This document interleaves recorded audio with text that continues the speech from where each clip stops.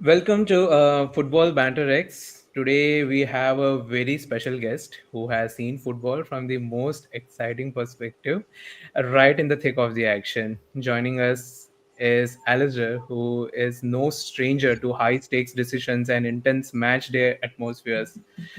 From managing world class players to making split second calls that shape the course of the game, refereeing is no easy feat. And today we are diving deep into what it takes to wear the whistle at the highest level.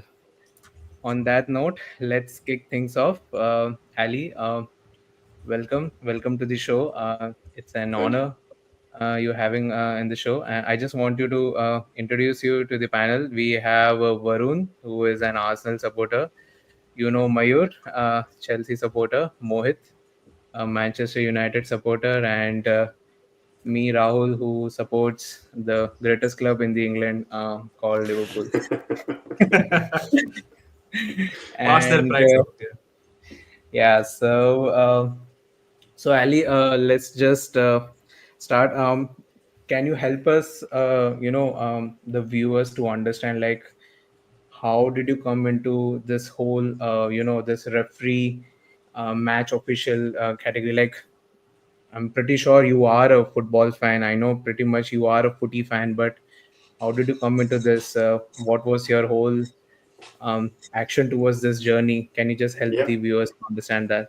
I mean, some yeah, of your earliest memories, how did you get Memories, into yeah. football? Yeah. yeah, yeah. Kind of easy to explain. I mean, first of all, I'm the youngest of four brothers.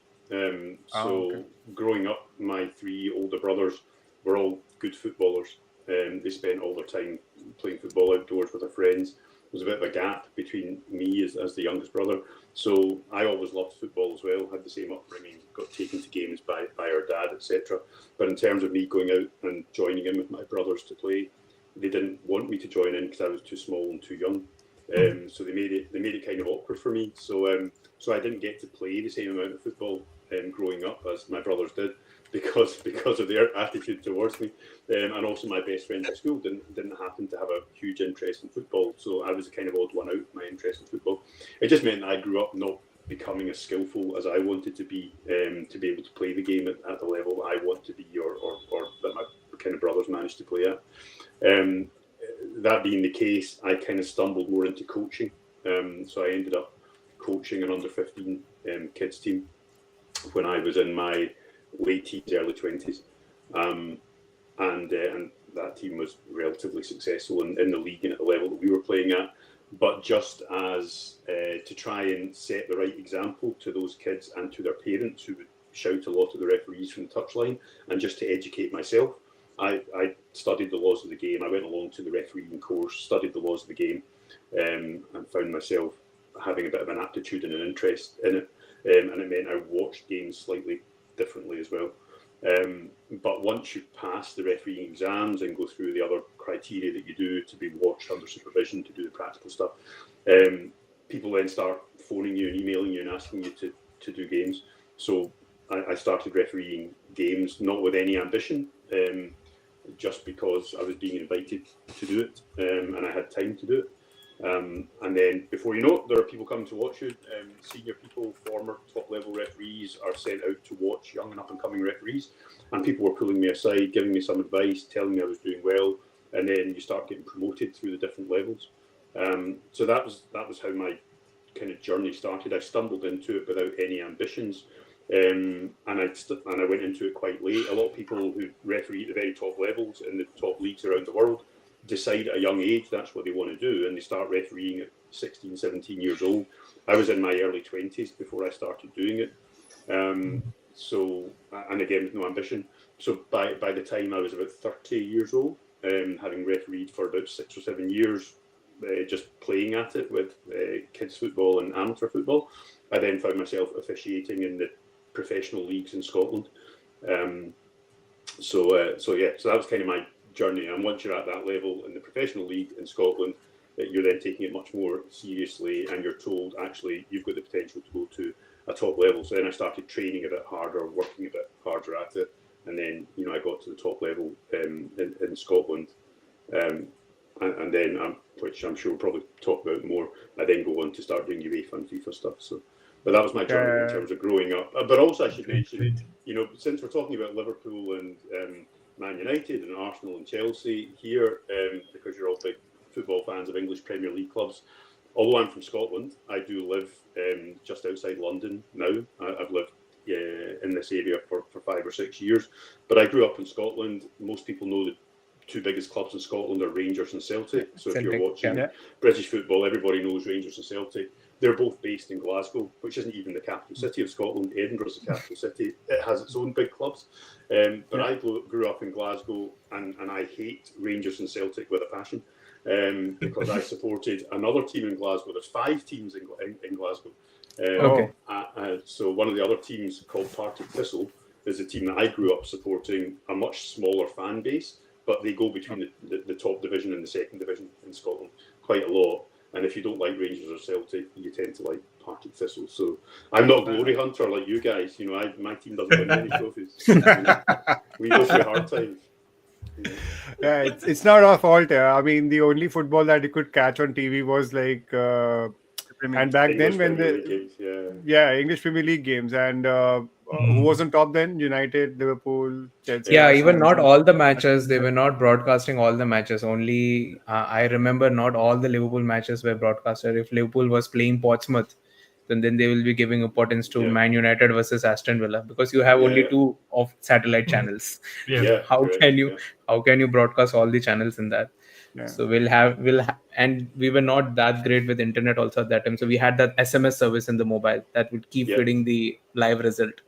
This got fouled, this got yellow card and everything. So but now every club's got their own TV channel and broadcast every game live. So even my team, Partick Thistle, I can watch them every week now. It's great, even though they're not even at the top level of Scotland. Not that I want to at that level of football. But So that was great. Yeah, I mean, but who do you hate more, Celtic or Park Rangers? I don't. Well, sorry, we all grow up from a refereeing perspective in Scotland, being very careful about saying anything about Rangers or Celtic because there's so many conspiracy theories floating about. All of them completely false. I don't hate one of them more than the other, or love one of them more than the other. I just have a dislike and a disdain for both of them. They get all the money because of their size of fan base, and a lot of that fan base exists for non-football reasons. There's political reasons which have created those fan bases. So there's a lot of hatred and a lot of weird stuff that goes on outside of those two football clubs. At footballing level, if they're representing Scotland playing other teams in Europe, then I'll always support them because they're representing Scotland. But when they're playing other teams domestically in Scotland, I prefer to see the underdogs doing well because I just don't. I like any referee and any other fan in Scotland, you put up with an awful lot of hatred and nonsense from the fans of those two clubs. Most of it is unjustified and unfair. So it's not that I hate them. I just I dislike them and what they stand for. Like them. I've started taking that style. I don't hate Liverpool, but I do. I hate United. So again, we spoke about how you got into coaching, but how was that transition into refereeing? Where did you first thought of it? How did that opportunity come about? It was fine, and I think I enjoyed refereeing more than being a coach. To be honest, being a coach at that level with kids, you've got so much to organise every week. You've got so many rules and responsibilities around safeguarding and health and safety, and you're washing the kit and you're preparing the juice and the oranges and the snacks and transporting to and from games, and stuff to do with coaching, etc. And taking training during the week for them and organising it and laying it out and all that sort of stuff. For refereeing, I transitioned to it fairly early. You're already refereeing bounce games at training and friendlies, that sort of thing. So I was doing it without being qualified. So then becoming qualified just made it a bit more official. And then once you get into the technicalities of refereeing, much like the technicalities of tactics for football, you start learning the correct positioning to be in to make the correct call. and you start focusing on your physical fitness and your mental fitness to make sure you're in the right place and not out of breath and in the best frame of mind to make the correct decision. So I transitioned into refereeing fairly comfortably, and then I don't know, as a personality or management style, I'm fairly comfortable dealing with any conflict or difficult personalities.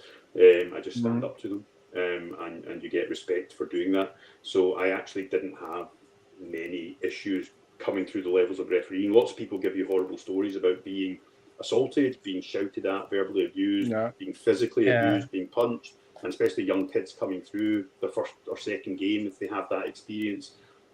After going through all that hard work, they then say refereeing's not for me, and they give it up far too easily. I don't know. I'm fairly big. I'm tall, big stature, and just quite forthright and confident when I'm speaking. So I just found managing football games and managing players and coaches didn't really faze me. And it gets easier the more that you're at the same level, because once the clubs at that level get to know you, and the players and committee members and boards and coaches, they get used to you, and they get used to your style, and they react to that. So they're actually relieved when you turn up at their game, because they know you. It's every time you take the next step to a new level and people don't know you, and you get the same abuse and same comments starting all over again. And you have to get through that for at least one season till everybody's seen you and gets to know you. Then it gets easier and easier, and then you start all over again. It's just like starting a new job every 2 or 3 years as well. You have to prove yourself, and people get to know you and your style. And obviously, I mean, the greatest manager of all time was from your country, so I'm sure no one can mess with you anyway. This is true. Nobody's going to argue with that. Nobody's going to argue with that. No one's gonna argue with that. He is the greatest manager of all time. Right, Rahul? You're not going to argue that. I mean, I would say Bill Shankly was not from Scotland, but yeah. No, well, Screwed. yeah, okay. But he was. He's a Scottish manager as well. So you've had Bill Shankly and you've had Kenny Dalglish. You've had two great Scottish Yeah, Bill managers. Shankly and Kenny Dalglish is the greatest manager. He is But from there. So I I would think take that. I think you've got to 13 get that off to Sir titles. Alex. Come on. 13 No, No, he knows he's just being salty. I'm just being sarcastic. Yeah, okay. Yeah, Bill Shankly and Kenny Dalglish are not from Scotland. So yeah, I would just Maybe together, both of them, maybe together. No, not a chance. Do you know the other reason you've got to respect Sir Alex Ferguson, though? It's not just his success at Manchester United, especially when they'd be going through such a hard spell when he went there in the 1980s, and he wasn't a success straight away, and he wouldn't get that time anymore that he got at that time. And that proves that you need to give managers time, but unfortunately the world's moved on. But before he came to Manchester United, the reason he got the job is because he did great success at Aberdeen. And trying to be successful in Scotland, where only Rangers and Celtic have any success, it was incredible that he won 3 league titles with Aberdeen, and Scottish Cup titles and League Cup titles, and a European trophy. He beat Real Madrid. So it's just incredible that so it's. Nobody else could do that or did do that, so that's why you've got to give him that pedigree. The hair dryers don't come out for everything, Rahul. Overall, but even other than that, I have a huge respect for Sir Alex Ferguson, because it always used to kill me, like on that dying 90th minute. I don't know how they used to score that 92nd, 93rd, 94th, 96th minute goal, and they always used to come with a win. With the Rafa Benitez, we were sitting comfortably in the first position. We lost points, and then somehow that 18-year-old Machada is coming and scoring goal. I was like, who is this guy, man? And yes, Alex Ferguson had the balls to bring that player on the pitch and literally scored, and that's a mentality thing, isn't it? That's a mentality thing in coaching. Exactly. Coming to Sir Alex Ferguson, there used to be this impression from the other fans that he had that aura that he could intimidate the referees. So did you ever felt that he had that aura with him during that? Well, I never experienced Alex Ferguson as a coach. Which is probably a fortunate and an unfortunate thing. There are certainly people that think they have an aura or an influence over referees. It generally works the other way. So I think what fans perceive to be happening and what gets picked up on TV cameras doesn't necessarily translate to the reality of what's happening in the pitch. Alex Ferguson had a coaching style where he instilled belief into his teams and into his players, and they went out every match believing they were going to win that match. So even if they were losing or drawing going into the dying seconds, they still believed they were ultimately going to win the game, and they just keep going, keep trying till that final whistle goes, because they're assuming they're going to win that game.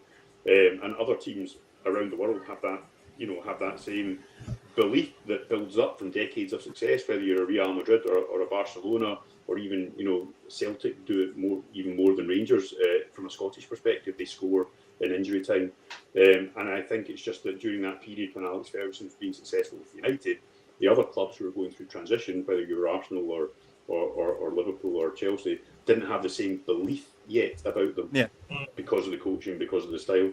You can argue it then goes, it goes through phases. So that's all it was, and it wasn't intimidation of referees. I mean, he had this reputation of wanting referees to blow the whistles, and where was all the added time coming from? But then he wanted all that added time when they needed to go. But he wasn't. I mean, he might have been trying to put influence on referees. Only individual referees can say whether that ever worked or not. It never worked on me. If somebody tried to pressurise me or influence me, it had the opposite effect. I would say, "Hell mend you, I'm going the opposite way." So and people learn that very quickly. If you run up to me asking to show a yellow card, you're the one that gets a yellow card. If you're telling me that somebody's time wasting, again, instead of booking the person that's time wasting, I'll caution the person that's asking for them to be cautioned, because I'm the referee. That's my job, not your job. You got on and play the game. Well, yeah, that makes sense. I'm not telling you how to take your free kick or corner. Don't tell me how to referee football. Yeah, so some other questions, like, what were some of the players that excited you while coming up? Like, like, for example, for me, maybe it was like Paul Scholes. Paul Scholes was one of my favorite players. Then Eric Cantona, obviously. My personal best was Ruud van Nistelrooy. I started watching football because of that guy. I mean, everyone has their own favorites. What about you? I mean, who was that player in the Scottish League, or maybe in the Scottish team that you were following? Well, again, for me, going back to the kind of early 1980s, because I say I'm older than all you guys. I'm born in 1975, so my interest in football was really the early 1980s. Is when I'm really starting to be interested in football and going to matches. So at that stage, for me, Kenny Dalglish was the person I was looking to, and Graham Souness and Alan Hansen, players like that. And again, because Liverpool were very successful at the time, Ozzy Ardiles at Tottenham Hotspur at the time, famous Argentinian, great player with a great personality. In the late 70s, early 80s. So players like that, and also the Brazilian players around that time, Socrates, for one, was just fantastic to watch. So those are the sort of players when I was growing up. But then again, getting a bit older and going along to football matches on my own, and it was Partick Thistle again. It's players that you'll never have heard of. There's one mercurial player, a left-footed player, left winger, left midfielder, played for Partick Thistle. He was called Chick Charnley. And he was one of the most naturally gifted footballers you will ever see. But because of problems up here and too many red cards, he never really got a chance with bigger teams. He went away from Partick Thistle, but then ended up getting signed by Hibernian, who are one of the kind of top 4 clubs in Scotland. They play out of Edinburgh. And therefore he was then playing at the top level in Scotland against Rangers and Celtic. And he was always a Celtic fan at heart. And eventually he got to play for Celtic in a friendly against Manchester United, and everybody saw how good he was. A full house at Old Trafford in this, testimonial game for somebody, whether it was Cantona or somebody at the time, I can't remember. But this player played in that game at about 35 years old at the end of his career, and he just ran the show. And I'd been watching him for 10 or 15 years, but he'd never ever got a Scotland cap, never had the limelight because of issues up here, but he was tremendous. Yeah, we've all had those. We've all had those. There are so many players like that. They are so talented, but because the mentality wasn't right, they just disappear in history. You never hear from them. Yeah, again. I mean, the latest players, maybe you could say Dele Alli was one of them. Dele Alli was in the news. kind of screwed up his career. I think Jadon Sancho's on their path. Mayur won't agree with me, but yeah. I don't think so, but yeah. Let's see. I think Bro, he'll revive his career at Chelsea. he's been brought to play FIFA, man. That's all. I mean, Chelsea just needed an extra FIFA player in the, No, he's been good from what we've seen of him. So yeah. Yeah, so Hi, there's, Karan. we Hi, have one of Karan. the Thanks for viewers, joining. Karan, saying hello to you, Ali. Yeah, I see that. Hi, Karen. Yeah. So let's take a viewer question. What is the feeling? Oh, I'll just highlight the question. What is the feeling to ref Ronaldo or Messi if you have any? Have refereed any of them? I think you've refed Ronaldo. Also, I Ali, have. did you had you had a fan moment like you were going to Ronaldo and like, can I have your autograph? No. Something like that. Or you taking a never. selfie with the Ronaldo? Come on, man. And Ronaldo certainly wouldn't ask for mine. So first of all, so I'll use the terms correctly here. So I've officiated Messi and Ronaldo. Okay, both of them a couple of times, but not as a referee, because when I got to the top level from a UEFA and FIFA perspective, I was a specialist assistant referee. So I'm on the line with a flag instead of in the middle with a whistle. Okay. So I got to top level in Scotland with a whistle, and then because of my age, I had the opportunity either to continue refereeing at the top level in Scotland and never get to UEFA or FIFA, or if I changed direction and agreed to become a specialist assistant referee, I was being given the opportunity to go on to the FIFA list of assistant referees. And so that's how I got my chance on UEFA and FIFA, and ended up doing, I think, 33 or 35 appointments in the 5-year stint that I had before I was in, too old / made a mistake and was asked to retire. So in terms of officiating these guys, so the big difference was, and you look forward to refereeing these guys and being on the same pitch as them. I got to do a couple of Barcelona games in the Champions League, and Messi played in both those games, and he was just a complete gentleman. He's just brilliant. He's just such a nice guy. He's not looking for any special treatment. There's no aura around him. There's no special treatment of him in the dressing room or in the tunnel. He's just one of the players in the team, one of the 22 players on the pitch, and he gets on with the game. And during the course of the game, when he's tackled, whether it's a foul or not a foul, he gets tackled, he ends up on the ground, he bounces back up, and he gets on with the game. He bounces back up and looks to get the ball back if he's been tackled and it's not a foul. If it's a foul, he might claim for it, he might not, whatever, but he gets up and he gets on with it. He's not in the referee's face asking for anything.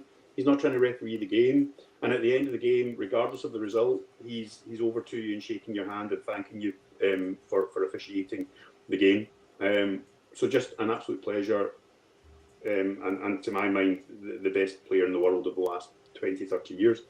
Ronaldo, of course, has an aura about him, and his longevity in the game is incredibly impressive, that at his age he's still playing at top level, still scoring goals internationally, and nobody can argue what an athlete he is. But he's a completely different personality on the football pitch and around a football match, so he's looking for special treatment, and he gets special treatment in the tunnel, in the dressing room, and on the pitch. And so if you if you want reflections or stories of things that have happened with Ronaldo, if I talk about him in general, if you want to look back at games that he's been in the last 10, 20 years, since TV screens, big monitors have been in stadiums, the difference between Messi getting tackled and jumping straight up, when Ronaldo gets tackled and loses the ball, first of all, he assumes it's a foul every time. He never gets tackled. It's always a foul. And when he ends up on the ground, instead of jumping back up and looking for the ball and trying to win it back and playing to the whistle or the flag, whatever, his first reaction is to kneel up and to look at the big screen, because he knows the camera's on him. And he's looking to see how he looks on that big screen. So just watch the game, and you'll see that every time he's on the ground, he doesn't jump up to his feet. He gets up on his knees and he looks at the screen out the corner of his eyes. And he's looking at himself on the screen. So that's one thing, okay? And it's just force of habit. He can't help himself. But in Euro 2012, when I officiated Denmark against Portugal in their opening group game in Poland, can't remember. It was, the tournament was in Poland and Ukraine. Can't remember where that game was in particular. But as an assistant referee, you walk your way up the tunnel before the game to check everybody's equipment. The studs on their boots, they're not wearing jewelry, that their Under Armours, Under Armour's the same colour as their shirt and all that sort of stuff.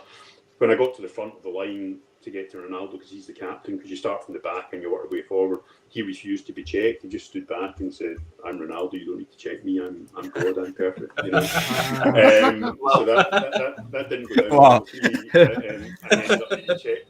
But you associated, yeah. But the worst is still, you associate that with Ronaldo, though. Yeah. But the worst is still to come, because at half time, obviously everybody comes off the pitch at half time. Everybody has their team talks and their refreshments. Then at the end of half time, again, it's my job as an assistant referee to go into the dressing room of one of the teams to get the players out. And I was in charge of Portugal that day, so I had to go into their dressing room at half time to say, right, TV cameras need us in the tunnel. We're ready to start again in 2 minutes. Everybody out, and you count everybody out, so you know that you've got 11 players and you don't make a mistake at the start of the game with not the right number of players, whatever. So I'd counted 10 players out. And I was like, well, I'm a player down.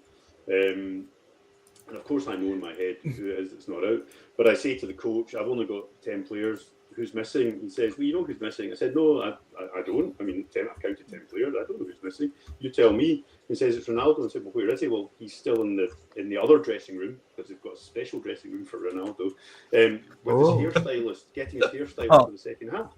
And when you watch that game, he's got a different hairstyle in the second half than he does in the first half. And I just found it incredible that a coach or a team would allow a hairstylist into a dressing room at half time to work in somebody's hair. So there's a story. And he was quite young that time, right? I mean, well, it's 2012, so you're almost like 12 years, 13 years, so not that young, mid-20s. Yeah, mid-20s. I guess Jatin Sood agrees with you. Messi over Ronaldo always. Definitely Messi over Ronaldo every time. So we have one more question for you for now. So they knew we were expecting someone to ask something like this. So honest thoughts on the current standards of refereeing in the Premier League.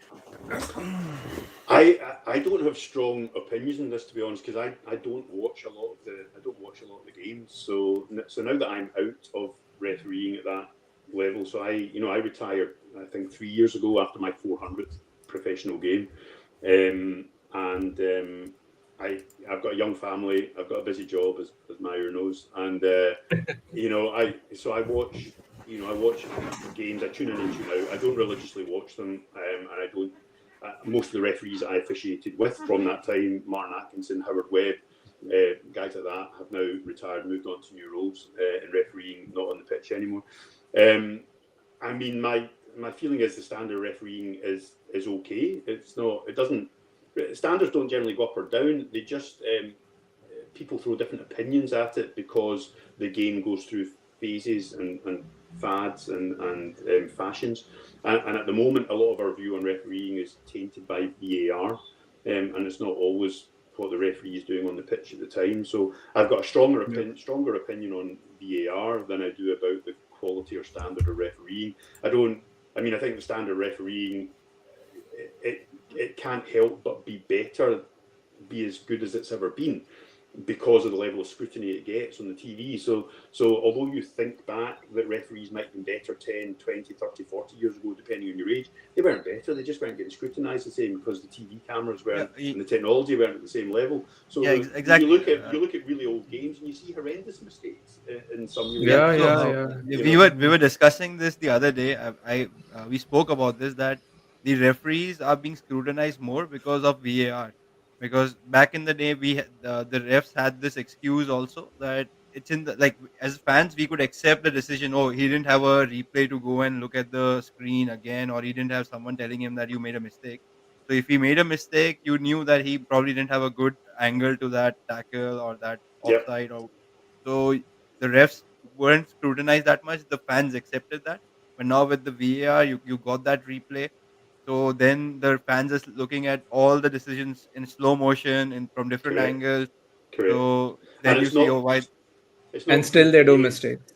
It's not improved the game, and it's not about the referees making a mistake. It's just that it hasn't improved the game, because you're still going to have a grey area. So Priyansh is making a really good point here. Well, he's making a bad point and a good point. So sorry, Priyansh, but first thing you're saying is that in one game, you'll see a penalty or foul is given, and in the next the same incident is not. Well, that's not true, because two incidents are never the same. So it's never the same incident. You might interpret it as being the same. From a refereeing perspective, it'll never be the same. And it very much depends on positioning and other nuances about the build-up and the intent of the player. And that's about studying the game and knowing the game and knowing tactics and all the rest of it from a refereeing perspective in terms of how you understand the team. So referees get a lot of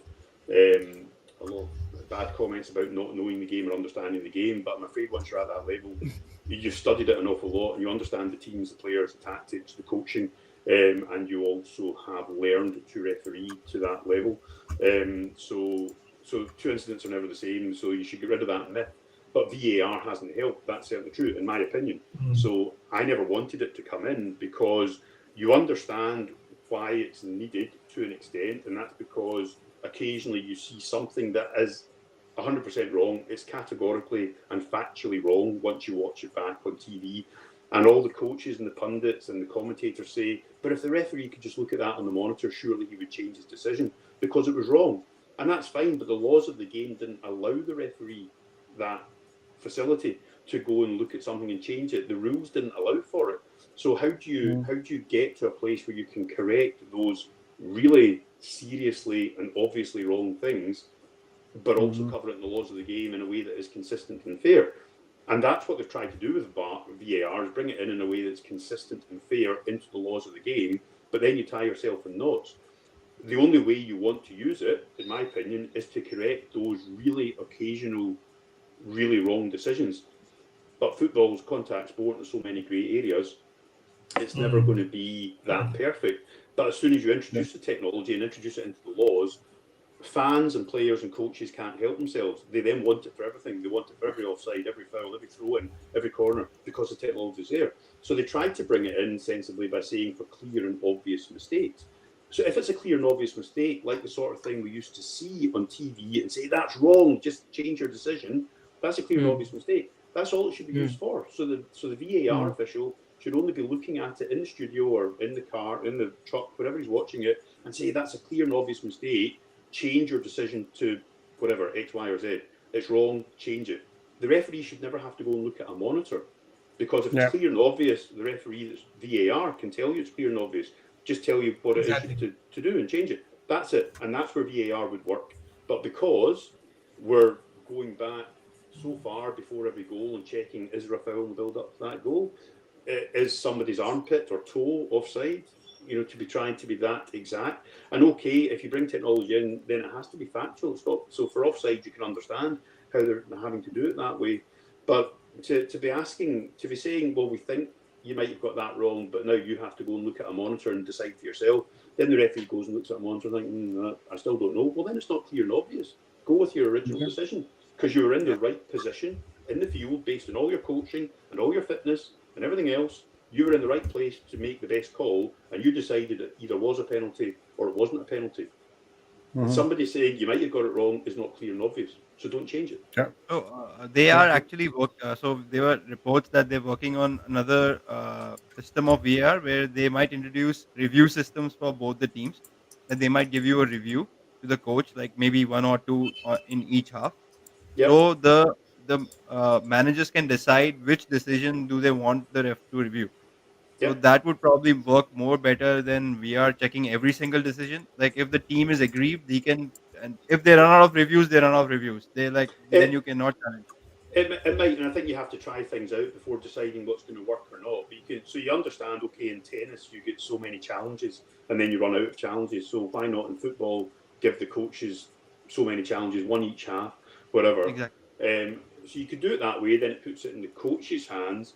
But then you still get into lots of issues, because if you've not had to challenge anything in an entire game and you get to the 95th minute and you're trying to run the clock down, then you're going to challenge something. You're going to challenge a throw-in or a tackle. You're going to challenge something to run down the clock. It then becomes a tactic. You then start using the laws to help your tactics, to help manage the game, the way that people time waste at the moment. So therefore, you're not going to use it in the spirit of the law and the way that it's meant. So that doesn't work.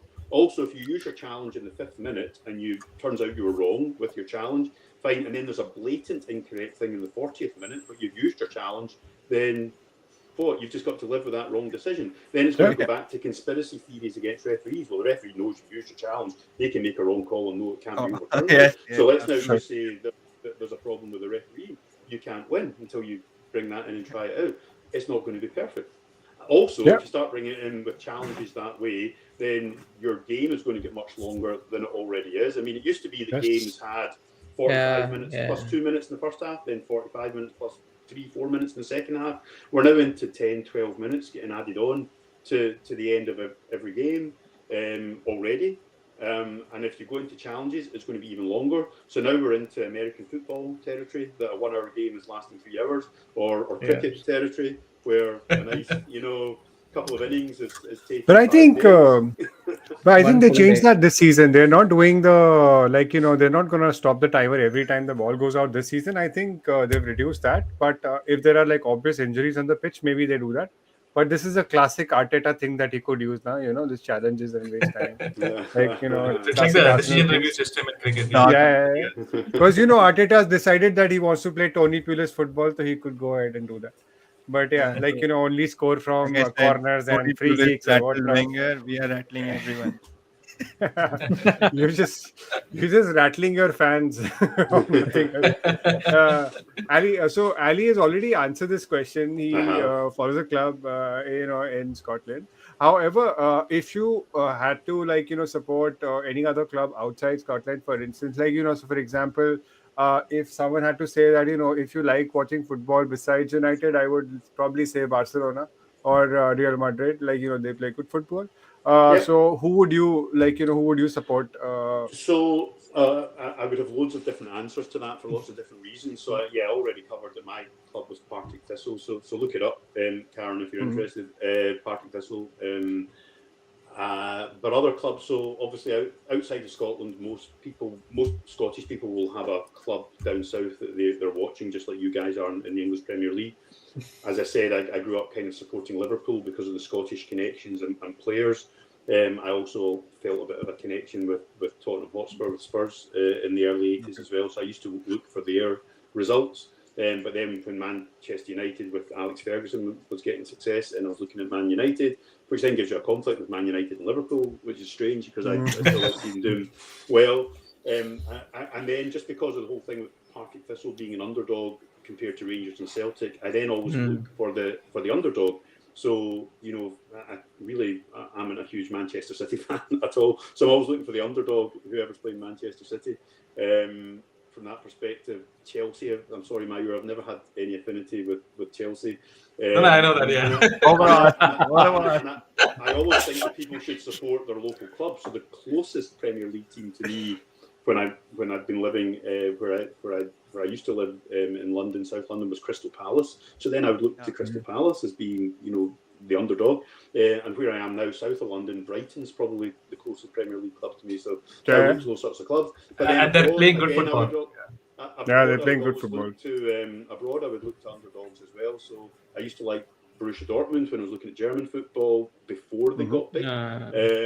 From an Italian perspective, at the moment, I'll look at Napoli because Scott McTominay and Billy Gilmore are there to good Scottish players are now at Napoli doing well. From a Spanish perspective, I would never be looking for Barcelona and Real Madrid to do well because they always do well against the underdog. And I was fortunate to do Europa League semi-final with Atletico Madrid and Valencia. So I would look for Atletico Madrid and Valencia results again as being kind of underdogs at that time. Okay. So that's Ali, I have great. a question. Since you brought up Dortmund, right? So you officiated one controversial game, Malaga versus Dortmund. I did. And I was hoping somebody would mention that, Mayu, so I don't know why you're mentioning it. Puts you in a bit of trouble this week at work. But did you want to ask something about in that game? Yeah. So that was one of the, it was a thriller game, right? Quarterfinal of a Champions League. It was a and good game. 2 offside. 2 goals scored after the 90th minute, and I think there were some complaints made to UEFA after the game for offside decisions. So.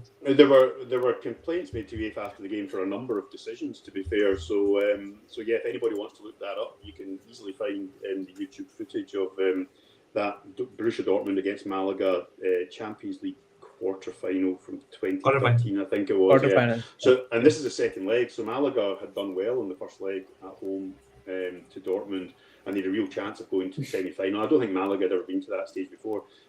Pellegrini was the Malaga time before he went to Man City. And Pellegrini, incidentally, in the week before that game, had been back to Chile, to his homeland, to be at his father's funeral. So it had been a difficult week for Pellegrini, going home for his father's funeral and then flying to Germany just in time to coach his team in that second leg, and they thought they had a real chance. Now, Malaga were 2-1 up in that game going into the dying seconds. However, what most people forget about this game when we talk about the controversy is that Malaga's goal early in the second half to go 2-1 up was offside and shouldn't have been allowed to stand. So the assistant referee on the other side had got that decision wrong. So Malaga were 2-1 up with an offside goal. I think a Dortmund player should have been sent off for a foul right in front of the technical areas, which that assistant referee and the referee and the fourth official all missed. So there was a red card missed. There was an offside goal that was allowed to stand for Malaga. Then we get into the dying seconds of the game, and it's a cavalry charge for Dortmund. And I'm saying in the comms to all my colleagues, we really need to focus here because this is going to be a cavalry charge. Santana's coming up from the back for Dortmund, so everybody stay focused. And Dortmund got an equaliser, but then they also got a winner 3 minutes, I think, into stoppage time, which was eventually deemed to be offside. At the time, so this is where I get stick for it, because obviously I allowed that goal to stand, and it has been proven that it was offside afterwards. If the same situation happened again today, I would make the same decision. That's the difficulty with it, because you've got to make the decision based on what you can see. And again, anybody that's wanting to go and look at that decision to see how difficult it is, Dortmund are swinging a crossover from the left wing, and there's potentially 4 Dortmund forward players for this cavalry charge that could all be in an offside decision, but they're all going backwards and forwards with the line of defenders for Malaga. So are they onside, offside, onside, offside? I'm trying to watch 4 different forwards and 4 different defenders, at least, or maybe 5, and they're all pretty much in a straight line. And I'm at the same level as them. I'm not above them like a TV camera, so I can just see the bodies going backwards and forwards. So when the ball's played, I know that at least 2, if not 3, of the Dortmund players are definitely offside. The player that the ball goes to, I couldn't see them being offside at the time the ball was kicked. And my assumption has to be that I couldn't see them because they were in line with the defender, because I'm looking through the defenders. So if I couldn't see that he was offside and he's the one that gets the ball, I have to assume that he was onside. If it had gone to any of the other 3 players, I'd have raised the flag for offside, and they go on and they score. Now, when you watch it on TV afterwards, on the camera from above, you can clearly see that the players are all offside. But I would have been guessing. So it could either have been a heroic, correct decision, as it was an incorrect decision. And I only got 1 more season of European games after that, and they weren't at the same standard anymore, because that's the penalty you pay for making a mistake at that level. Yeah. But I actually came out of the game in the just to finish, in the reporting system that UEFA used at that time, probably still used now, to grade the referees. They give us marks at the end of the game. I got the highest mark out of the Scottish officials that night, even though I made the mistake that has the lasting memory, because it was the deciding mistake at the end of the game. But I made fewer mistakes than the other officials, and I got the better mark. And just to add to that, I mean, we have seen Klopp. Klopp was the manager of Dortmund that time, right? Klopp We've seen him to be animated. So did you get to see of that? Yeah. Klopp was manager of Dortmund at that time, and obviously he got the benefit of that decision. Now I met Klopp a handful of times after that, because in January every year, when the German league were having their mid-season break, Dortmund would always go to Murcia in the south of Spain near Malaga for their mid-season training camp, and the Scottish senior referees, we would always be there at the same time, the same week. So we would be doing our drills and training at the pitch alongside the Dortmund players on the other side, and I would always get the chance for a chat with Klopp, and he was always grateful for that decision. Pellegrini, on the other hand, of course, I spoke to him before the game to give him my condolences for his father's death, and he was, very gracious about the fact that I knew that and I was caring about him, but he wasn't so nice to me after the game. You can understand. I wonder why. You can understand No why. idea. But the other, I mean, again, people talk about referees not ever getting penalised or not facing consequences for their decisions. At that time, I was on the shortlist to go to the World Cup finals in Brazil, in Rio in 2014. And as a consequence of that game, I got taken off the shortlist for going to Rio as one of the matches. Because we're talking about Klopp, so I have to... One second before we get into that, I have a lot of questions that people have posted earlier. So Vatsal is in the chat. I'll come to Klopp because I want to talk about Klopp as well. I'll just come back to that. We have a question by That Oblivious, which has been mentioning. Hello, Ali, tell us something about training programs referees go through. Since there's a lot of running and decision making, how do you guys cope up?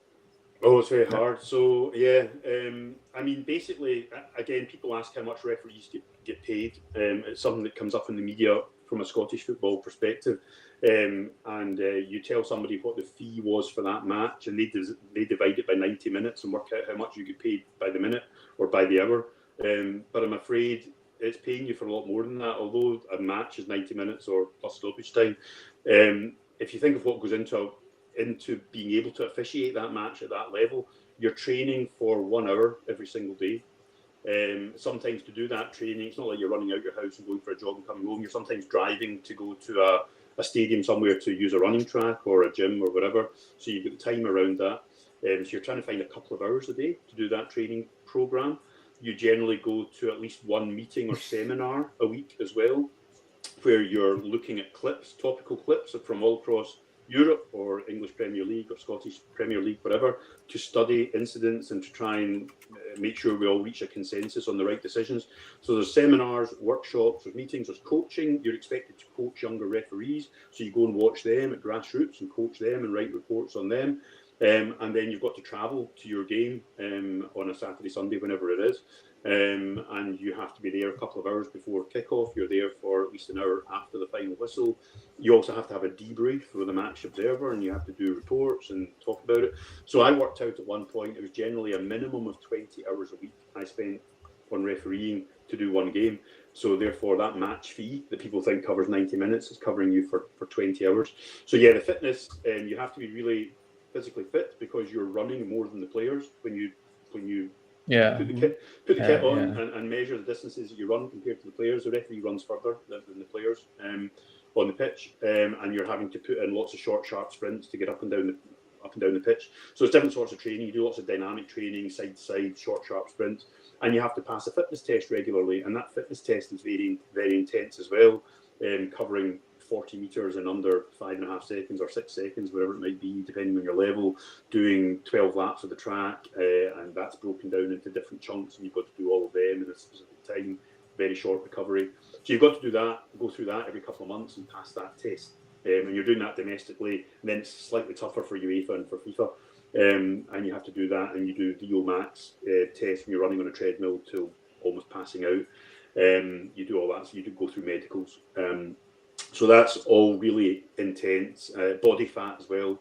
You're getting your body fat measured a couple of times a season. You're being told that you're too fat, your diet's wrong, you've got to be skinnier than Ronaldo, all this sort of stuff.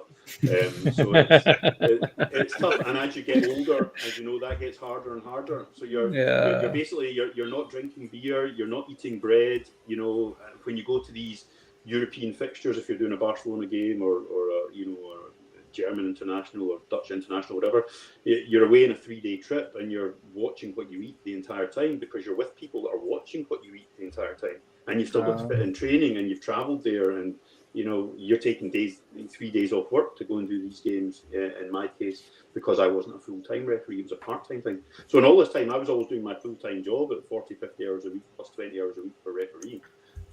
So a lot more common. We have this common argument between all of us that me and Rahul, we always agree and we always argue that the ref should be paid more than what they're being paid right now. Yeah, and these guys don't agree. Yeah, I've got no complaints because at the top level you get compensated really well, so it's fine. You get compensated really well by UEFA, FIFA for these top games and in the Scottish Premier League. That was all great, and I was part-time, so I had my full-time salary. That was fine. If you're in the English Premier League or the top level in Spain or Italy or Germany or Portugal and a few other countries, they are full-time referees. That's their living. So they're getting paid a retainer as an annual salary. Then they're getting a match fee on top. But that's become quite complex because if you're not fit, if you're injured or you're sick, then you're not fit to do your job. And then, therefore, the whole pension and healthcare bit gets quite complicated. And that's why, from my perspective, it was easier for me to stay part-time as a referee and still have my full-time job, because if you're injured, you're not doing a game, and therefore you're not getting paid. And you're also not building up a pension and all these things. So that's why I did it the way I did it. All right. So I just wanted to make that joke, but Varun, butted in right in. So when you were talking about your fitness program and your diet, I said you have a lot in common with the models. Supermodels. Miss Universe. And there's actually a lot in common with Singapore Airlines, guys. Check that out. I actually there's this Singapore model thing wherein you have to stay fit. They can't be air hostesses in their late 30s or something. So yeah, that's like a really, really big thing there. But yeah, so we had Vatsal here. Yeah, Air India starts from after 30. So yeah. Have you come to India, by the way? Have you come to India, by the way, before I? Yes, I have. Yeah, a couple of times. Oh, yeah. Oh, that's awesome. So you should always fly Air India so that you wouldn't know our pain as to who serves us in the floors.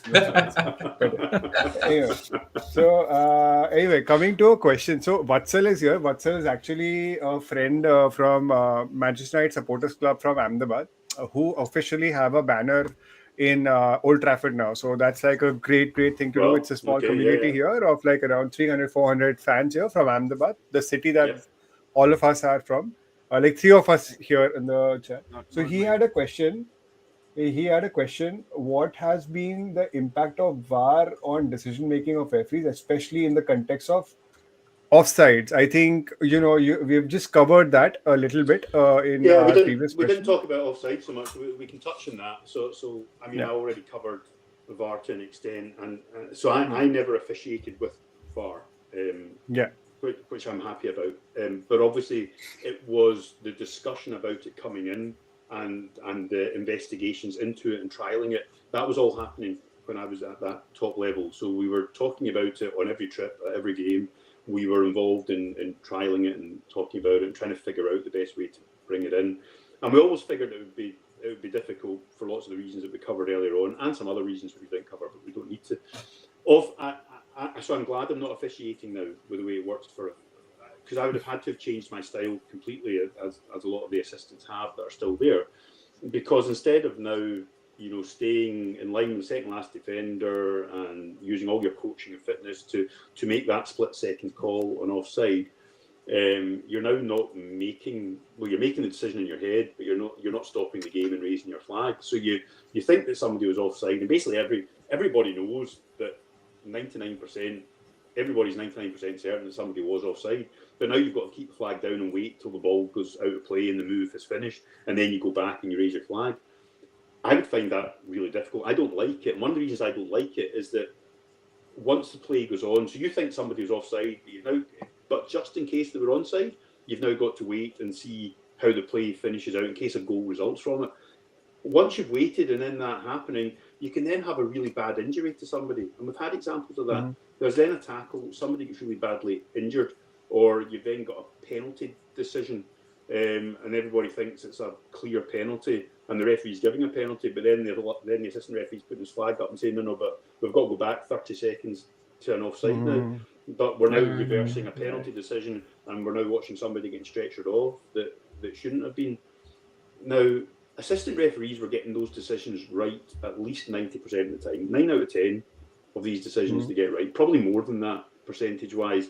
Very occasionally, a very tight one would go wrong, but the way we always officiated was you gave the benefit of the doubt to the attacker, and you were always doing that. So the attacking team always got the benefit of the doubt, and that makes it fair for both teams.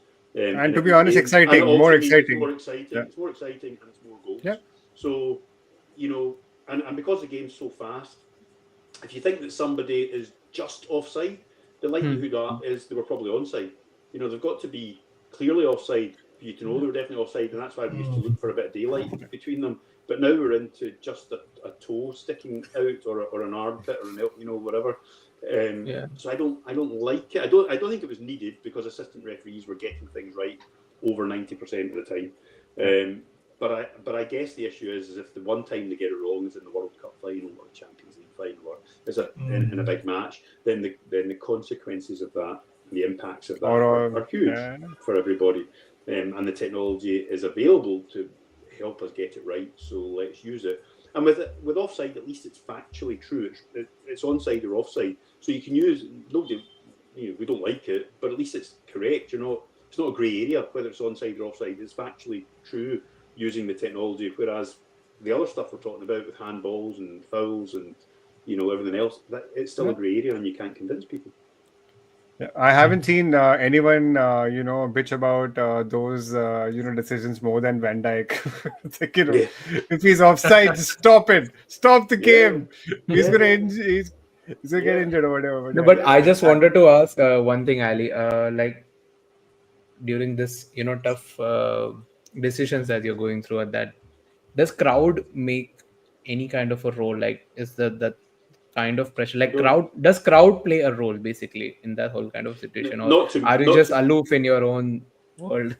Not to me, but I can't speak for everybody. But I mean, yes, we already know from history that there are referees that were corrupt. There were referees in different places that took bribes at different times. I can only speak from my perspective, and also based on the people that I officiated with for years.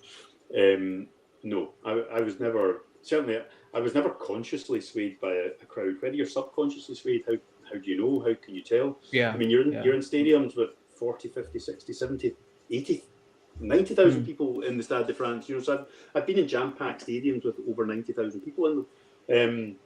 And small grounds that are still full, and the fans are right on top of you, so it's equally noisy. And you're making really tight calls, or there's very loud shouts and cheers for things.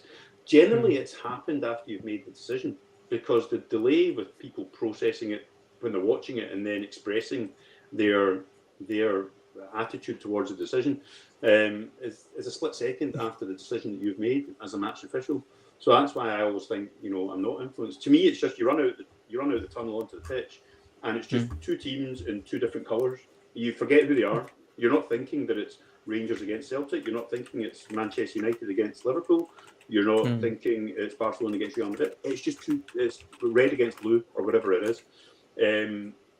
So for me, and even officiating Partick Thistle matches, the team that I support and cover, I officiated loads of their games. I was never ever tempted to make a decision in their favour because I liked them. I was also never tempted to make a 50-50 decision against them in case anybody thought that I was doing it the other way around. It was just they were just a colour of a shirt on that day. So I would like to think I was never swayed, but I can't talk for everybody. I mean, the noise in football grounds is deafening. You're so focused on the comms, eye-to-eye contact with match official, using all the stuff you've been coached to say, focusing on it. There's so much going on. I mean, it's mentally exhausting, and that's why you make mistakes in the 93rd minute of a Champions League quarter-final in Dortmund, because you're, as well as being physically tired, because you've flown over the day before, you've done a training session, you've been out for dinner with your hosts and all that sort of stuff. You've studied the team lines, the teams. You've done all that. You're physically exhausted and you're mentally exhausted. Then you've gone through that game and that pressure with the wall in Dortmund making all that noise behind you. So of course there's pressures and struggles that come with that mentally and physically. But I've never consciously let that sway me. But I have made errors when I've been tired towards the end of games. That you notice that's when you make the errors. Yeah. So, since you have mentioned it during your last that you have had these, you knew the history says they've been corrupt referees. You are very well aware there is a controversy going around right now with you want to go back. You want to go back to Klopp again and Mr. Coote. Exactly. You're determined to ask this question, but Yeah. So, what are your thoughts on that entire controversy that happened with David Coote right now? That's happening. Well, so I don't know him personally. that I can think of. I mean, I may have met him at some point in the past before I retired, depending what levels we were at. From experience, a lot of referees will have opinions on coaches. It's just natural. Fans have opinions on coaches. You get to voice them without anybody giving you any hassle for it. If a referee voices an opinion about a dislike to somebody, then it becomes a different thing, obviously, because we're meant to be impartial, but of course you're still going to have personal opinions based on how that person has conducted themselves towards you or treated you. So there are certainly, in my years officiating, there were coaches that you looked forward to seeing when you knew you were doing that game, and there were other coaches that you dreaded seeing because you knew how they behaved, got a hard time. Mr. Coote, if the video is genuine, which we all assume it probably is, by the looks of it, it's not a surprise that he has an opinion. He was very unwise to voice it whilst he's clearly being videoed by a friend's phone. Very dangerous thing to do if you're officiating at that level, but that's not going to get out eventually. Clearly, there was some alcohol involved as well, so his inhibitions weren't quite in the correct place. But and some magic powder as well. What I've read. Allegedly, I'm not going to make a comment on that. So I think it's not a surprise that he has an opinion on any coach. In this case, it's Klopp. I don't think Klopp will care very much about it. People all over the world, millions of them, are going to have an attitude or an opinion about him. It's water off a duck's back to him. But unfortunately, that sort of thing getting out into the media, it's a great story for the media. The media loves it, and it's a horrible thing for that referee. So he's been naive in that happening. I'm not sure we should be hanging him out to dry over it because he's entitled to opinion as much as everybody else. He's just silly for being caught voicing it on a video. By the way, we answered a couple of... sorry, Rahul, I'm just interrupting. There are so many questions we have from fans. So we've answered Paritosh's question, again, a member from, Ahmedabad, the Manchester United Supporters Club. What role does the crowd occasion play? And Rahul, now you can continue. I just wanted to have a Klopp question in there because Klopp is that one manager that I also wanted at United, and these fuckers were lucky to get him. Maybe he wanted to come. Maybe he was just waiting for the right opportunity. Could be, but just wanted to know. You mentioned that you met him a couple of times. So does he have that aura about him? Like I always thought that he's like Sir Alex Ferguson. When a little bit. No, I'm not sure, but I'm sure you must have. He's very emotive. Basically, he's very emotive on the pitch. He is very animated. Basically, he's very animated on the touchline. But meeting him face to face, he's just a regular, normal guy. He's just a nice guy. He's just like any of the rest of us. We're all human beings at the end of the day. So you might be a referee, you might be a coach, you might be a player, you might be any number of things. You might be an astronaut. But at the end of the day, you're a human being longer than you are any of these other things. So we're all equal from that perspective. We're all human beings that have to have the ability to converse with each other. It's just how people have a view of themselves, whether they think they're at a different level or at God status. We spoke about a couple of players earlier on. Klopp was just a normal. I'm the normal one. I wouldn't say. I knew that was coming from him. I wouldn't say he was humble, but I also wouldn't say he had a god aura about him. And Alex Ferguson, although I never encountered Sir Alex Ferguson as a coach, I have encountered him as a human being. And again, he's just a down-to-earth, normal, lovely guy. And lots of these guys are. I had coaches that I didn't enjoy seeing very much, and other coaches that I loved seeing. Was Pellegrini one of them after that? No, well, I never came across him as a coach after that. So that's fine. I mean, the whole thing about refereeing from the United Kingdom. You've got Scotland, you've got England, you've got Wales, you've got Northern Ireland. You referee in your own domestic league, but because UEFA sees, so although we are independent countries from a footballing perspective, politically we're not independent countries. We are, of course, the United Kingdom. So when UEFA are appointing referees to these Champions League games, they won't appoint Scottish match officials to an English team in the Champions League or Europa League, and vice versa. UEFA won't give English referees a game involving Rangers or Celtic or Hearts or Hibs. So we don't get. So although I got to officiate, Real Madrid, Barcelona, Dortmund, Bayern Munich, all the rest of it, I never got to officiate Man United or Chelsea or Arsenal or Liverpool or anybody else in any of those European games. And because I only moved down to England towards the end of my refereeing career, I actually thought I had retired and stopped because I hadn't done UEFA and FIFA stuff for a couple of years. I had assumed I had retired when I moved down here, but I was encouraged to continue refereeing, so I refereed EFL 1 and 2 for a couple of years before I retired. So I never got to do Premier League games in England as a referee. So I did Premier League in Scotland, and then I did UEFA and FIFA, but I never did Premier League in England, did EFL 1 and 2. But I did get to officiate English Premier League clubs in pre-season friendlies or testimonials, because they would often be in Scotland for those sort of games, and that's when we did get appointed. So I officiated Partick Thistle against Liverpool in a testimonial game. I officiated Rangers against Chelsea in a friendly, Rangers against Newcastle in a friendly, Celtic against Manchester City in a friendly.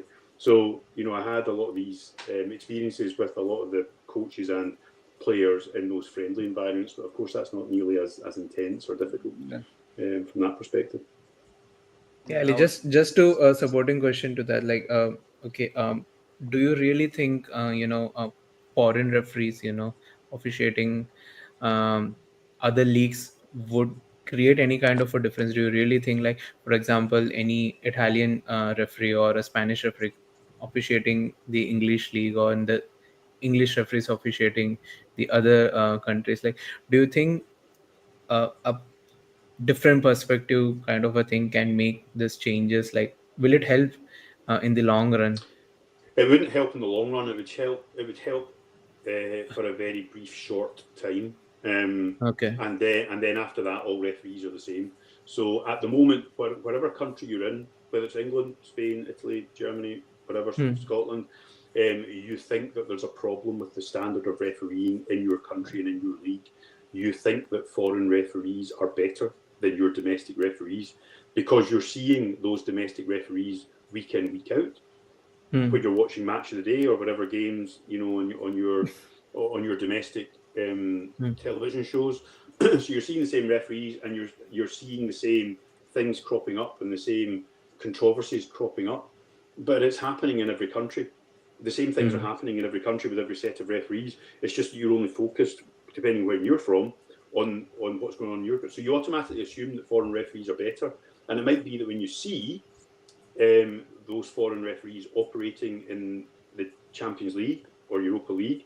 So if you are a fan of an English club and they're playing a Champions League game against a Spanish club and there's an Italian referee, you think, well, that Italian referee is much better than the referees we see week in, week out in the English Premier League. Well, that Italian referee might be better, but that's because he's the top Italian referee or one of the top 3 Italian referees, because that's who you're getting in the Champions League. But once you go down below that to the guy that's 5th, 6th, 7th, 8th, 9th, 10th, 20th in terms of the ability of the top Italian referees, then you're just seeing the same guy that's 10th or 20th on the list in England or France or Spain. So it's exactly the same. So you assume it's better because you're only seeing the top guys. Now, if you have an experiment and you had a weekend where you took the top 2 referees in Germany, Italy, whatever, and brought them into England to do the Premier League, the fans would love it, and they would think the standard of refereeing was much better, and they would give the referees a much easier time. They wouldn't be shouting the same abuse and obscenities at the referees, and the players and coaches wouldn't be giving the referees the same pressure. They would think this was a lovely, fresh approach, and that these referees are better. And that might work for 1 week, 2 weeks, 3 weeks, 4 weeks, and then it starts getting familiar, and then all of a sudden you realise that these guys are the same, and then you get back to where you were before. So there's no point. And it happened. I'm saying that from experience because we did it in Scotland, not because we wanted to trial that.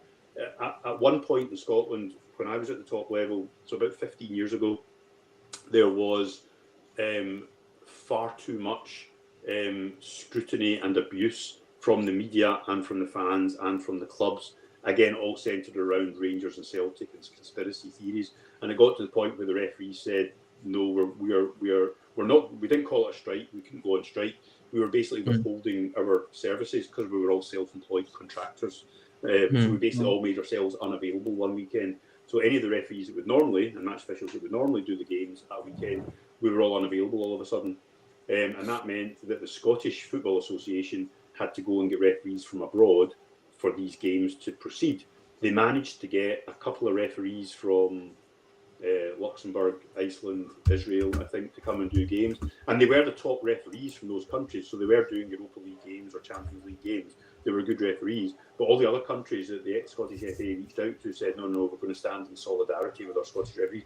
So we had these referees come to Scotland for one weekend and do some games. And everybody thought they were the best referees ever. Fantastic referees. Nobody gave them, a single comment of abuse. But it was just because it was fresh and different, and because of the circumstances. Give it a few weeks, it would have been the same. Interesting. Just want to highlight this. United Road. Thanks, Anshuman, for tuning in. If you have a question, we'll ask him right now. So he's also a fellow YouTuber. He's going to reach around 15,000 subscribers soon. So Well, good luck there, man. Good luck. One more question that I wanted to ask you was, I mean, I know that you won't be able to give me a global perspective, because obviously you can't referee every game or can't officiate every game. But what is the toughest rivalry that you have officiated in your career? So Celtic Rangers. That's difficult. I mean, Celtic Rangers.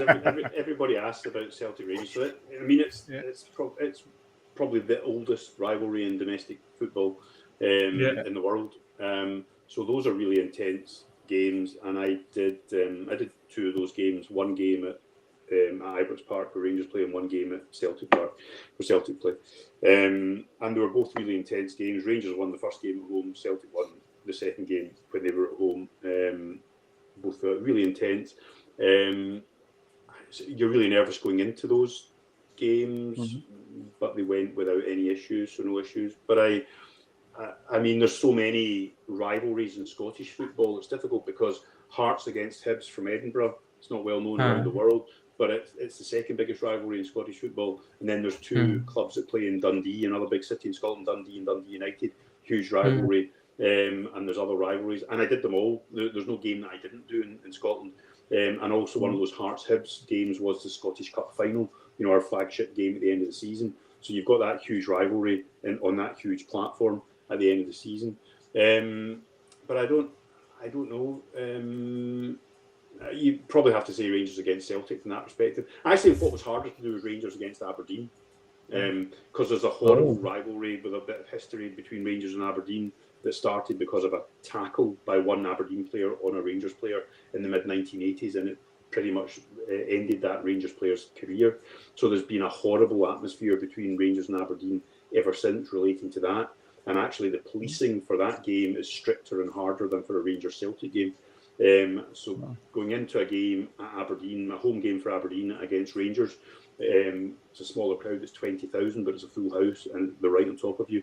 I think I probably found that tougher because you get that game before you get a Rangers-Celtic game, so you're not quite prepared for it.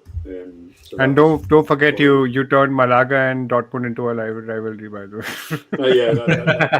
That's a new rivalry that I created. Because of that one offside goal, yes. I'm very, very proud of that. Very proud of that. Yeah.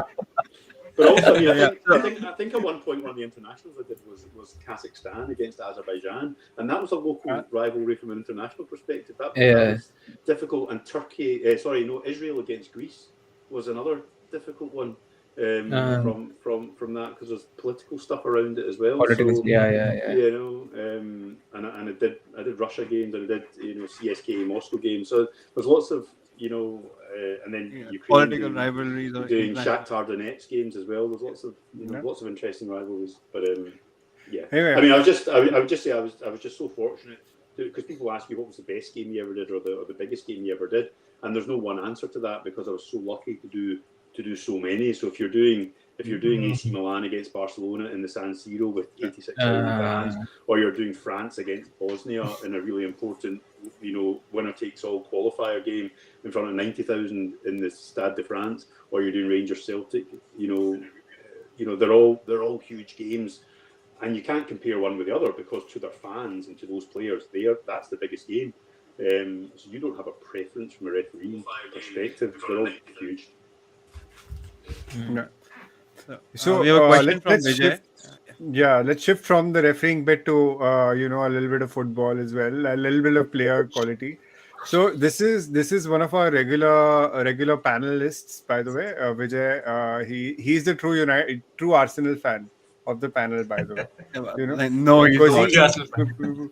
because like Mayur and I respect him a lot because he is actually not delusional like other Arsenal fans. Like he knows where Arsenal are, their true position. So he's asking you, what do you think about the footballing quality? Like when he says that, I think what he's trying Footballers. to say is, I mean, now a lot of teams play in those systems, right? Like you don't see individual quality players nowadays. Like people are playing. You won't see like screamers going in. You don't see. I just read a stat that not a lot of free kicks are going in these Even the days. Like long there's ranges. Even long the long ranges also. ranges. Yeah. Yeah, so people are not taking those shots and all those things. So what is your take on that? Like has Pep really murdered football altogether for everyone? Like because No, everyone wants to play that way.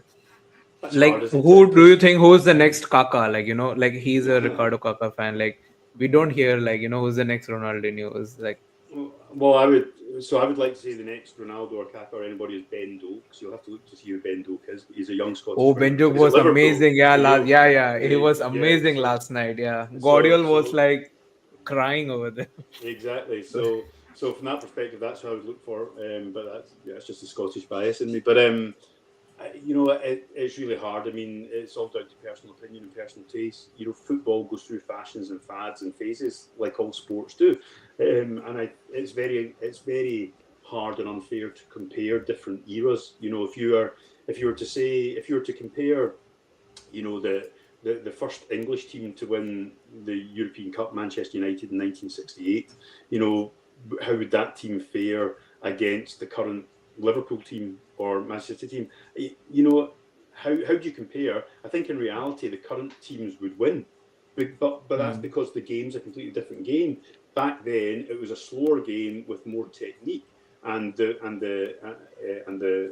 lineups and the tactics were completely different. It was all about having 5 forward players and a couple of defenders and a couple of wingers. And we've now, we're in a different phase of football. I think players now are probably, I mean, of course, there's individuals that will stand out as being brilliant from decades ago, and rightly so. So you're always going to have individuals that were hugely technically brilliant and gifted. I think players in general now at the top level are, on average, are more technically gifted because they've developed more technique as fashions and fads have come in, but also they're more athletic now than they were. Footballers now are athletes. Most of them could go and sprint a 100 meters in a very competitive time. So they're fitter. They've got better physiques. They've got better diets. Footballers in the 1970s and 80s even still were smoking and drinking. And turning up and doing games or training less. So now Even it's on the much pitch. more. Yeah, it's much more meticulous. You guys now. can thank Wenger for that, for changing. Yeah, exactly. So I think it's We don't mind them smoking, Varun. What is it? Why should we thank? We don't mind smoking. I'm just saying, like, as a fitness thing, Wenger brought that in the Premier League. So I don't think we've got less bowlers now or less less technically gifted players. I think that the current fashion of football is triangles, short, sharp passes. Everybody attacks together, everybody defends together. It's trying to work those little balls into the box that give you the best chance of scoring, rather than taking the long range shots, which you used to see more of. It's not because players are less gifted; it's because the law of averages means you've got a better chance of scoring, depending on who your players are. If you're working the ball into the area and have defenders facing the wrong way and putting it across the goal area for a tap-in.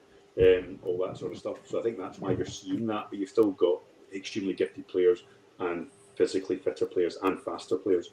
That's why it's become harder to referee, because the game is much faster as well. So, catching a foul at 100 miles an hour and seeing that somebody's foot has caught the top of somebody's knee or the top of somebody's boot, it's really hard to see in real time. You see it in slow motion in VAR. again, why VAR probably has become important. We didn't need it 20 years ago. We probably need it now. Yeah, those angles, those slowing down it, like, to a millisecond, like, the Bruno foul that happened, like, 2 weeks back. But yeah, anyway, that's getting too specific. I think Rohan's question is too specific as well. I mean, this is a Chelsea specific question. This is like He's a really Chelsea hurt you supporter. guys. I mean, yeah, Rohan's a Chelsea supporter, so I've seen this game live. I know your Yeah. pain, Rohan, but I don't think. Most of us have, yeah. Most of us have. But I don't think. Do you have any views to this game? I don't have an opinion of you. Exactly. Yeah. It's not an important game, guys. You lost. Move on. Yeah. Should have thought before defeating Liverpool. Should have thought defeating Liverpool. It was 15 years ago. You probably want to move on a bit. But Ali, just to ask you on the previous question that we were discussing, this tiki-taka system which the Pep Guardiola has brought, we can see all the managers, like the young managers, even the most of the current managers have started bringing that tiki-taka, the vertical tiki-taka, everything they have brought into this thing. Like, do you think because it's a proven thing by Pep Guardiola, which has yield result for him, and that has brought considerable trophies to Pep Guardiola, is that the reason why this all the managers are trying to bring that, or is it something like, okay, this is the best way we can ask the players to play because the skill is not an issue, as you mentioned, the triangle pass and everything can come into the picture, and they can have a system based football, which they can just follow that. I just wanted to know your opinion. Yeah, I think it's a combination of things. I think Guardiola has worked out at some point, and again, he's a gentleman, by the way, lovely guy. But he's worked out at some point in the past that that's the way that he was most comfortable coaching, and thought that that was a winning formula. You've got to have the personnel to do it. So he's been fortunate to have had, certainly in the last couple of roles, the finances to bring in the players that he knows are going to fit into that system. But of course, he had to do it before that at a younger level and youth level to develop players that way. So I think other coaches trying to emulate that and copy that because they can see how successful it is. It's only fine to a point. It's only fine if you've got the personnel that can do it and can carry it off. If you don't have players that can do it at that pace and that accuracy, then it's not going to work. So I think there's two sides to it. There's the case of, yes, it works really well if you've got personnel to do it, but also other coaches who are trying to emulate it. It's not just because you want to copy Pep Guardiola because he's been successful. It's because they'll have studied statistics on this that demonstrate that it's the most successful way to get from one end of the field to the other and to get success. So there'll be loads of analysis involved. I mean, football analysts have now become one of the most highly paid roles in a backroom team, alongside the coach, the assistant coach, the fitness trainer. You've now got these analysts who are studying, not just video stuff, but looking at all the stats from games and different styles of play, and that dictates how teams are lining up and how they're positioning. So I'm sure there'll be lots of analysis and statistics involved in coaches trying to go down that route rather than just copying what somebody else has done well. But I think that's a big part of it. And then you got to see it firsthand. The game officiated, Barcelona versus Milan in San Siro. Yeah. That was the prime Barcelona team, right? That Pep. Yeah. And you got to see that tiki-taka system. Yeah. And also Leverkusen against Barcelona. Leverkusen again, seeing the Barcelona players up close playing football that way was just stunning. It was brilliant. You had the best. I mean, in Iniesta and Xavi, when you ask Sir Alex Ferguson, they used to say that I don't think they ever lost a ball in their life. Yeah. So they used to pass so well. Like look at Pep now, for instance. He's lost 4 games back to back. Just proves that 5 games in a row. 5 games, yeah. 4, right? 4 or 5? 4 in the league and 1 in Europe. 5 in a row. 1 in Europe. Yeah. Oh, okay. So, one player goes missing, that is Rodri, how important that player is. And, it shows up in the cracks. So, I mean, system-based football does has its cracks, like, Vijay has rightly pointed out in one of his analysis. But, that's great. Guys, I think you're cocking up to 1 hour, 24 minutes. I think we can do a few more questions and I think we can call it a night. It's been a long Yeah. stream, and A couple more. 'Cause I've got two young children that want to see me before they go to bed. More just there's just two questions more, I think. And it's That later. should be It's good enough. later. It's even later. Yeah, for let's you just guys. take couple of questions more. I'm just looking at the questions that I have here. Okay, so this question is again from Paritosh from the Match Night supporters group. Players' temperament or perceived temperament players play a big role in decisions. Does it play a big role in decisions? Like, if, for instance, take Bruno Fernandes, for example, he is right now, he throws around his arms a lot, if a bad decision, or take Ronaldo, for instance, he thinks that every tackle on him is a foul. So Yeah. does that perception play into a mind when you are giving a decision? Like, this guy must have just, dove right in the No, box or something. it doesn't play into your mind for that decision that you're making at that point in time. But they're not throwing their arms around because of that decision. They're throwing their arms around so that they get the next decision. They're throwing their arms around to make you feel bad about that decision that you've just given, so that you feel sorry for them and give them the next decision. It's never about that decision. It's about the next one. All right.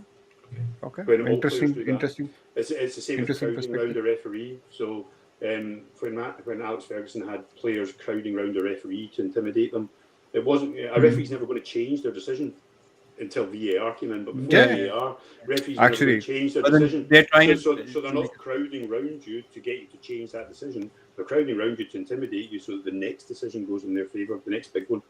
And that's a subconscious thing. Whether some referees end up doing that or not, I would like to think. I never did, but how do you know? Because it might be subconscious.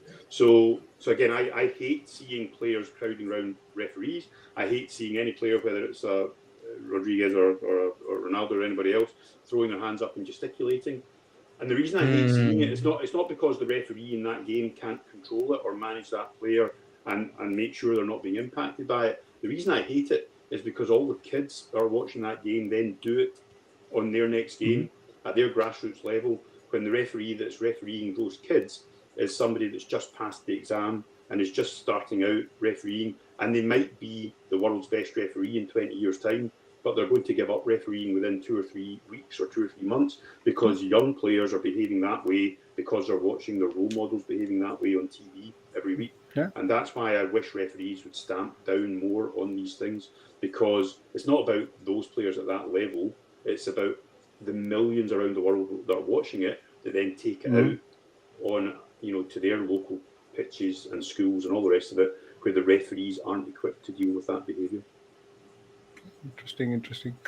Yeah, so Makes sense. one more question. I had like a personal question. Like, I've been watching Ted Lasso a lot lately. I don't know if you guys have watched it. It's an amazing show. It's not just about the football. It's not just about the wins and losses. You guys should watch it. Like, I promote that show a lot. But how accurate do you think that is? Like, you've coached yourself as well. So have you watched the show first of all? I've not watched the show. I've heard of it. I've never come watched on. it. So Yeah, you gotta watch it. You gotta watch it. Then my question is irrelevant. So any of you guys can watch it. That's all just right. one last question. If you have any, You guys can ask. I have a few questions, but we have already answered a lot of them during our conversations. So it doesn't make sense to bring them back again. But if you guys have any personal questions here, then we can ask them right now. I think Ali answered all of my questions. So All right, I have one. Yeah, I have same. one from Rahul. Rahul hasn't asked this question, but what's the most memorable match that you've ever officiated? It might be the Malaga and the Dortmund one, but any other match that comes to mind? I kind of covered it a little bit earlier on, saying that there's so many and it's difficult. The Dortmund Malaga one is memorable for all the wrong reasons. It was a huge appointment to get. It was great to get that quarter final. But I mentioned that I did Europa League semi-final at Atletico Madrid against Valencia. Falcao scored a couple of great goals in that game. It was a great match. That was a fantastic occasion. I did a Europa League quarter final in Kharkiv, I think, with Sporting Lisbon. So that was a big occasion as well. Obviously mentioned, I did all the domestic cup finals in Scotland, so they were all big games. I did all the derbies in Scotland, they were all big games. And then some big games in the Champions League, last 16 game in the San Siro, AC Milan, Barcelona. I think my first game in the Champions League, Villarreal against Odense, when Villarreal were huge at the time, doing really well. And then a couple of big internationals. Romania against the Netherlands in a World Cup qualifier was a big game, and a time game. France against Bosnia in a European qualifier. Finland against France, and I think in a World Cup qualifier. Loads of, just so fortunate to have so many big games. But even latterly, just before I retired, I remember did a game at Portsmouth.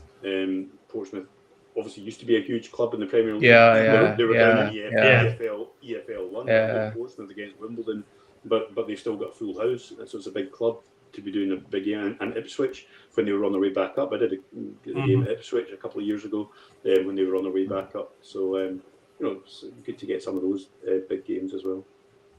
All right, awesome. Nice. Awesome. And PSG against Porto. That was a really good game. PSG. Okay. Yeah, that comes in. A really good game. Was Mbappe playing then for PSG? No. PSG. Mbappe was at school. Anyway, thanks, Ali. Thanks for giving us the time. No worries. Thank you very much for the invite to come on. I've really enjoyed it. Yeah, thanks, Ali. Thank you so much, Ali. It was amazing. Thanks for your insights. It was really amazing. Yeah, thank you everyone for joining in. Thank you for your comments. Thank you, Ali, once again. I'll see you next week. I hope we can get Ali back on this stream once again, maybe sometime in the future. Happy to come on another time in a few months. Definitely. Sure. Maybe with another Scottish, maybe with a Celtic Park Rangers fan, and we'll have them fight on the podcast. Or if there's a couple of topical things that come up between now and the next time, we can maybe look at the clips and talk. Yeah, Ali, that's the whole idea of the show. Like it's called Football Banter X because we do keep bantering other clubs, and that's the whole idea. Because everybody else know how to give reviews and analysis. You just want to banter. That's it. Yeah, absolutely. That's what it's all about. No, happy to be part of it. Thanks for the invite. Thanks. Thank you so much, Ali. Yeah. Thank you. Thank you so much. Yeah. Bye bye. Thank you. Bye.